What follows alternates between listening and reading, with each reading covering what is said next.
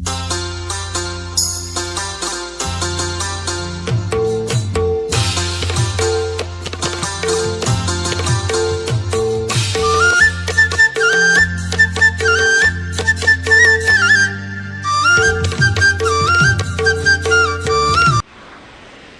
guys, welcome back to my YouTube channel অসমৰ সময় আৰু বৰ্তমান চাবলৈ গৈ আছো ৰাস মহোৎসৱ সকলোৱে জানে নলবাৰীৰ ৰাস পুৰা বিখ্যাত ৰাস আৰু জেগাত পিন্ধি লৈছো কাৰণ যোৱাতে বহুত বেছি ঠাণ্ডা পাম কিন্তু তাত খুলি দিব লাগিব কাৰণ নলবাৰীৰ ৰাস এনেই তামাম জুই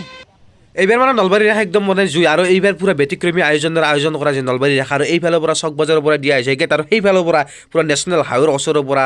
আৰম্ভ হৈছে নলবাৰীৰ ৰাস আৰু আমাৰ এইটো ফালৰ ইয়াৰ পৰা আৰম্ভ হয় নলবাৰীৰ ৰাস পুৰা জিগজাগ হৈ গৈছে অলপ স্পীডত চাই লওক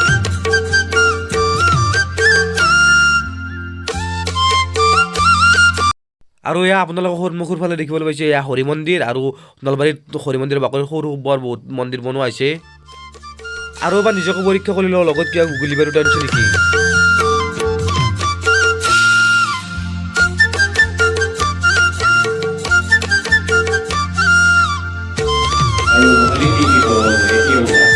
আৰু এইখন হৈছে নলবাৰীৰ ৰাসৰ মূল বৃন্দাবন আৰু এই বৃন্দাবনতে ৰাসলীলা হৈছিল আৰু মানে বহুত ধৰণৰ কিবা কিবি আছে চাই লওক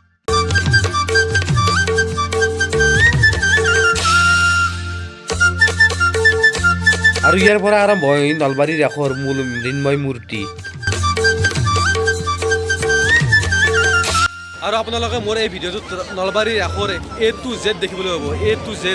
ভাৰ্চুৱেলি ফিলটো দিবলৈ চেষ্টা কৰিম পুৰা নলবাৰীৰ ৰাসৰ A to Z পুৰা চাই থাকক আৰু এয়া গোবৰ্ধন যেতিয়া শ্ৰীকৃষ্ণ পাহাৰ এখন কিলা আঙুলিটোৰে দাঙি দিছিল তেতিয়া এনেকুৱা পৰিস্থিতি চাই লওক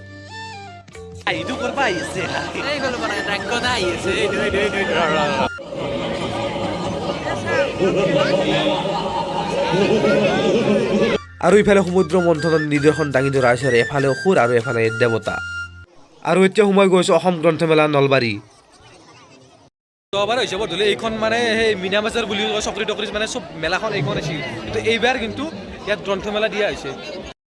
আৰু এইফালে আছে ডাঙৰ ডাঙৰ কিতাপৰ দোকান আৰু বিভিন্ন ধৰণৰ কিতাপ আছে অসম জ্ঞানম বুলি কিতাপ আছে আৰু বিভিন্ন ধৰণৰ ভাল ভাল দামী দামী কিতাপ আহিছে আৰু আপোনালোকে লাগিলে ল'ব পাৰে আৰু এইখন মানে চাওকচোন এইখন হ'ল 30 দিনত ইংৰাজী শিক্ষা আৰু সঁচাকৈ এইখন কিতাপৰ জৰিয়তে 30 দিনত ইংৰাজী শিকিব পৰাটো সম্ভৱ নে আৰু যদি এজন ABCD নজনা মানুহক এইখনেৰে ইংৰাজী শিকাব লগা হয় তেনেহ'লে সঁচাকৈ 30 দিনত শিকিব পাৰিবনে আপোনালোকে কমেণ্ট কৰি জনাবচোন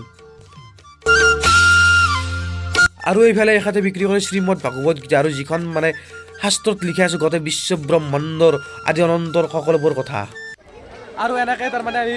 মেইন হৰি মন্দিৰৰ সেইটো বাকলিৰ পৰা ওলাই আহিছোঁ আহি কিনে এনেকৈ মেলাৰ ভিতৰত মানে প্ৰৱেশ কৰিব গৈ আছোঁ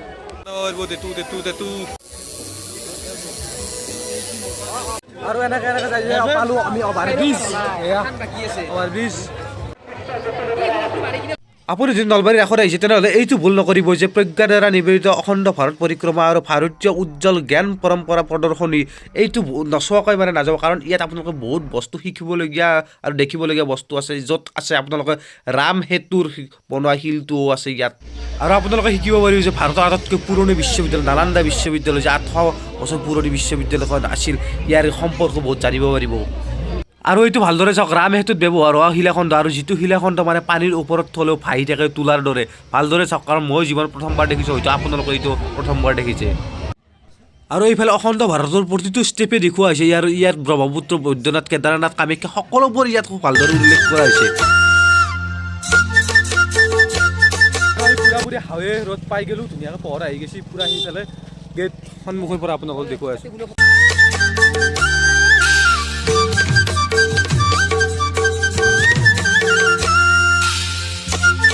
আৰু আপোনালোকে যদি গুৱাহাটীৰ ফালৰ পৰা বৰপেটাৰ ফালৰ পৰা যদি হাৱেৰে এণ্ট্ৰি মাৰে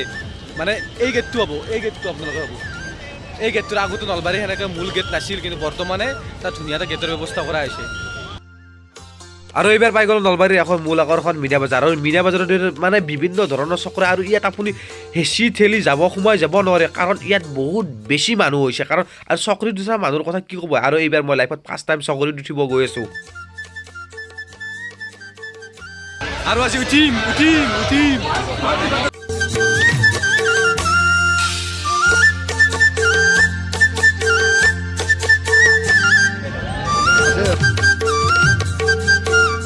আৰু এই বেলেগ একো নহয় দিয়ক চকৰিত উঠাৰ কাৰণে লাইন পাতিছোঁ কাৰণ কোনে কিনকে লাইন পাতিছে আকৌ ঠিক নাই আহিব চাইডে পাতি দিছোঁ সকলো লাইন পাতি আছে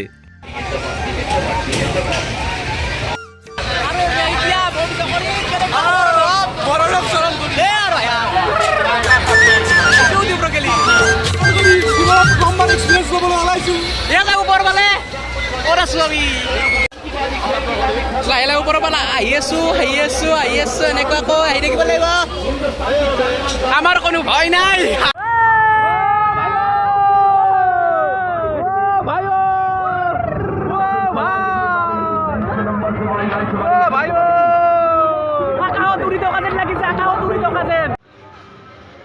আৰু এই 80 ফুট ওপৰৰ পৰা নলবাৰীৰ এখন চক আৰু আপোনালোকে এটা কথা গম পাইছেনে মোৰ মানে মুখখন চাই আপোনালোকে কিবা ধৰিব পাৰিছেনে মই মুখখন মানে বহুত ভয়ত ৰঙা চিঙা পৰি গৈছোঁ কাৰণ সেই সময়ত কিন্তু অনুভৱ কৰিছোঁ মই পিছতে গম পাইছোঁ ভিডিঅ' ক্লিপখিনি চাই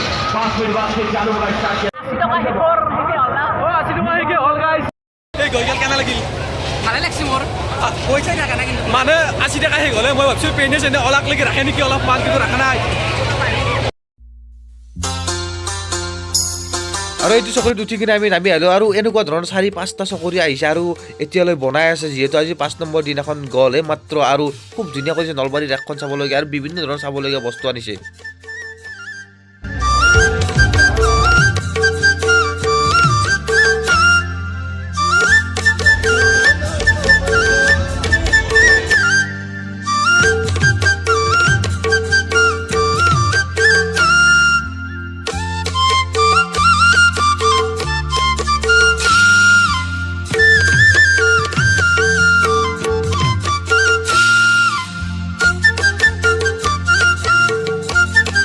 আৰু আজিৰ ভিডিঅ'টো ইমানখিনি আছে আৰু আপোনালোকক কম সময়ৰ ভিতৰত নলবাৰীৰ ৰাস দেখুৱাবলৈ চেষ্টা কৰিলোঁ আৰু আপোনালোকে যদি নলবাৰীৰ ৰাসলৈ এতিয়াও আহিম বুলি ভাবি আছে কাৰণ সোনকালে আহি যাওক নলবাৰীৰ ৰাসৰ এইবাৰ ধামাকা হৈছে আৰু আপোনালোকে আহক ভিডিঅ'টো যদি চাই ভাল লাগিছে লাইক কমেণ্ট শ্বেয়াৰ লগতে চেনেলটো ছাবস্ক্ৰাইব কৰি থ'বলৈ নাপাহৰিব কাৰণ ৰাসৰ খুব ধুনীয়া ধুনীয়া ভিডিঅ' আৰু মোৰ লগত মজুত আছে আৰু নলবাৰীৰ ৰাস আৰু দেখুৱাইছোঁ আপোনালোকক চাই থাকক